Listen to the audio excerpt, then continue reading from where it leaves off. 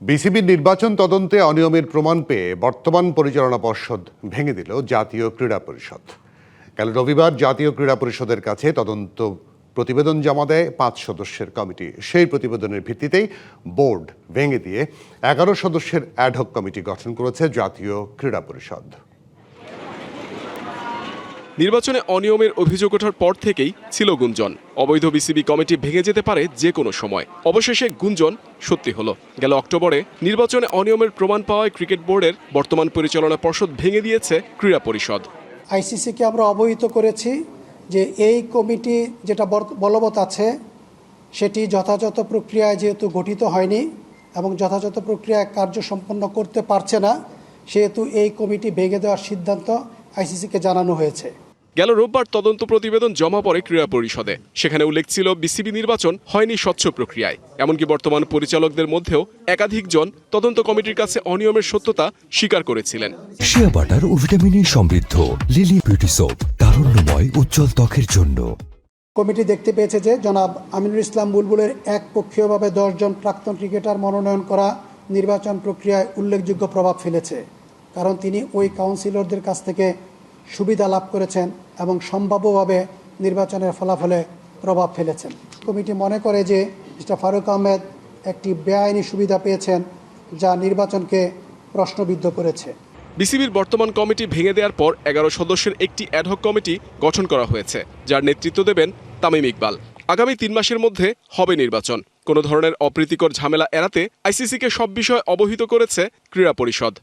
নতুন যে ad hoc committee গঠন করা হয়েছে এবং যা আইসিসির নিকট প্রেরণ করা হয়েছে তার সদস্য সংখ্যা মোট 11 জন। বর্তমান অ্যাডহক কমিটির সভাপতি হিসেবে দায়িত্ব পালন করবেন জনাব তামিম ইকবাল। গঠিত অ্যাডহক কমিটি আগামী 3 মাসের মধ্যে একটি নির্বাচিত কমিটি উপহার দিতে বাধ্য থাকবে। বিসিবির আগামী নির্বাচন সুষ্ঠুভাবে সম্পন্ন করতে এখন থেকেই অ্যাডহক কমিটি কার্যকর হবে। যদিও অ্যাডহক কমিটির সদস্যরা বিসিবি নির্বাচন করতে পারবেন কিনা এমন প্রশ্ন এড়িয়ে গেছে ক্রীড়া পরিষদ। Mohammad Nazim, DBC news, Dhaka. আমাদের সঙ্গে অতিথি হিসেবে যুক্ত হচ্ছেন বিসিবির সাবেক পরিচালক সিরাজউদ্দিন মাহমুদ আলমগীর। জনাব আলমগীর, আপনাকে স্বাগত। নিশ্চয়ই আমাকে শুনতে পাচ্ছেন আপনি। আজকের এই সিদ্ধান্তটা কতটা প্রত্যাশিত বা অপ্রত্যাশিত ছিল আপনাদের কাছে? ধন্যবাদ আপনাকে।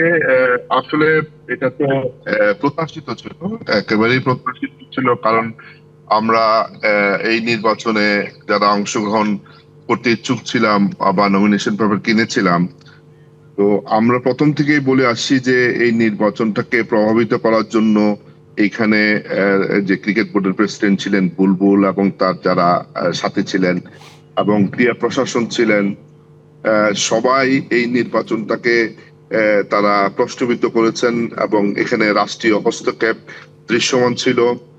এখানে ক্রিকেট বোর্ডের যে কনস্টিটিউশন আছে সেটিকে লঙ্ঘন করা হয়েছে ব্যাপকভাবে। এখানে জেলা বিভাগ থেকে যে কাউন্সিলররা এসেছেন তাদের ক্ষেত্রেও জেলা বিভাগের যে গঠনতন্ত্র আছে সেই গঠনতন্ত্রের ভুল ব্যাখ্যা দিয়েছেন বিসিবির সভাপতি যিনি ছিলেন বুলবুল। এখানে জনপ্রশাসন মন্ত্রণালয়ের পক্ষ থেকেও হস্তক্ষেপ দৃশ্যমান ছিল। সেখান থেকেও জেলা প্রশাসকদের কাছে চিঠি দেওয়া হয়েছে। তো সব মিলিয়ে আসলে এটা প্রত্যাশিত ছিল এবং এটা আমি বলবো যে এটা বাংলাদেশ ক্রিকেটের একটা কলঙ্কজনক অধ্যায় থেকে আমরা যারা ক্রিকেট সংশ্লিষ্ট আছি তারা মুক্তি পেয়েছি এবং আমি প্রত্যাশা করব যে এটা ভবিষ্যতের জন্য উদাহরণ হয়ে থাকবে। যারা ভবিষ্যতে ক্রিকেট বোর্ডে আসবেন, নির্বাচন পরিচালনা করবেন, তারা সতর্ক হবেন এবং এই অনিয়মের আশ্রয় নেওয়া থেকে তারা বিরত থাকবে। জি, আমি একটা জায়গায় আপনার কাছে জানতে চাই যে 24 পরবর্তী সময়ে একটি অন্তর্বর্তী সরকার ছিল, আপনারা বলছেন সেই সরকারের একটি মন্ত্রণালয়ে সরাসরি হস্তক্ষেপ ছিল বুলবুল সাহেবের ছিল, এই কথাগুলো আপনারা বলছেন। এটি অবশ্যই অপ্রত্যাশিত, কিন্তু আপনারা যারা প্রতিবাদ করেছিলেন একটি মামলা বা সেরকম স্ট্রং কোনো প্রেস কনফারেন্স সেরকম কিন্তু আমরা দেখিনি, কেন? না, আসলে আমরা নিয়ম মাফিক আমরা এগিয়েছি।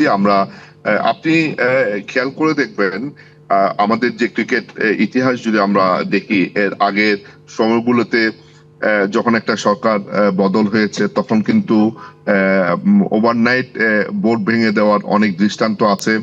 এবং আমরা যারা 2005 সালে ক্রিকেট বোর্ডে ডিরেক্টর ছিলাম, 1/11 উপর সময় কিন্তু একদিনে আমাদেরকে ডেকে বিভিন্ন এজেন্সির লোকজন আমাদেরকে পদত্যাগ করিয়েছে।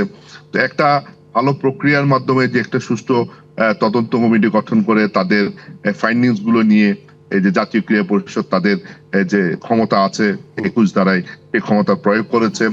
এবং আমরা নিজেরাও চাইনি যে আমরা ক্রিকেটকে নিয়ে এমন কিছু তর্ক বিতর্ক বা আইনি প্রক্রিয়ায় এটাকে আমরা প্রশ্নবিদ্ধ করি।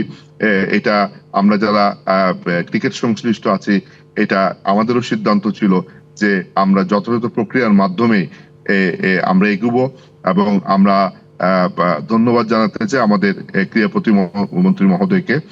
তিনি একটা সুষ্ঠু প্রক্রিয়ার মাধ্যমে বিতর্কের ঊর্ধ্বে থেকে একটা তদন্ত কমিটি গঠন নিয়ে একটা নিরপেক্ষ তদন্ত কমিটি গঠনের মাধ্যমে সত্য বিষয়গুলো বের করে এনেছেন। এবং তিনি জাতীয় ক্রীড়া পরিষদের যে প্রদত্ত ক্ষমতা ক্ষমতার তিনি ব্যবহার করেন। একটু ছোট করে আপনার কাছে জানতে চাই, আপনার ভিডিওটা আসছে না, আপনাকে স্টিল দেখা যাচ্ছে, তারপর আপনার কাছে জানতেই হবে আমার আইসিসির কাছে ভুল বার্তা যাবে কিনা, যেমন আইসিসি বলতে পারে কিনা যেটা সরকারের কোনো হস্তক্ষেপ আছে? এখানে সরকারের হস্তক্ষেপ প্রমাণ করার কোনো কিছু নেই, বরঞ্চ বিগত যে কমিটি হয়েছিল আমরা কিন্তু সবাই দেখেছি যে প্রথমে যে ফারুক আহমেদকে যেভাবে আনা হয়েছে যে সরকারি হস্তক্ষেপে, পরবর্তীতে ওনাকে যেভাবে বাদ দেওয়া হয়েছে, এরপর বুলবুলকে যেভাবে আনা হয়েছে, আবার ফারুক আহমেদকে যেভাবে আনা হয়েছে, যেভাবে নির্বাচন পরিচালনা করা হয়েছে, এখানে কিন্তু দৃশ্যমান এবং প্রমাণ সহ এটা সবার কাছে আমাদের মিডিয়াগুলো হাউসগুলোতে কিন্তু এগুলা ব্যাপকভাবে প্রচারিত হয়েছে। সুতরাং এই বিষয়গুলো কিন্তু আইসিসি অবগত আছে এবং তারা এবং এই বিষয়গুলো নিয়ে আমরা আইসিসি কেও অবগত করেছি, তারা এগুলো অবগত আছে। এবং তারা যে প্রক্রিয়ায় বিগত নির্বাচনটি হয়েছে সেটাতে তারা যে সন্তুষ্ট ছিল না আমরা বিভিন্ন মাধ্যমে জানতে পেরেছি। সুতরাং আমার মনে হয় এখন যে প্রক্রিয়ায় অ্যাডহক কমিটিটা গঠিত হলো এটা নিয়ে আইসিসির কোনো অবজারভেশন থাকবে না, কারণ ইতিমধ্যেই আমরা প্রেস কনফারেন্সে দেখেছি যে জাতীয় ক্রীড়া পরিষদ থেকে আইসিসি কে বিষয়গুলো অবগত করা হয়েছে। নিশ্চয়ই তাদের কাছ থেকেও কোনো ভালো সংকেত পেয়ে কিন্তু এই উদ্যোগটা গ্রহণ করা হয়েছে। একদম পরিষ্কার। সিরাজউদ্দিন মোহাম্মদ আলমগীর, আপনাকে ধন্যবাদ, কৃতজ্ঞতা আমাদেরকে আজকে সময় দেওয়ার জন্য।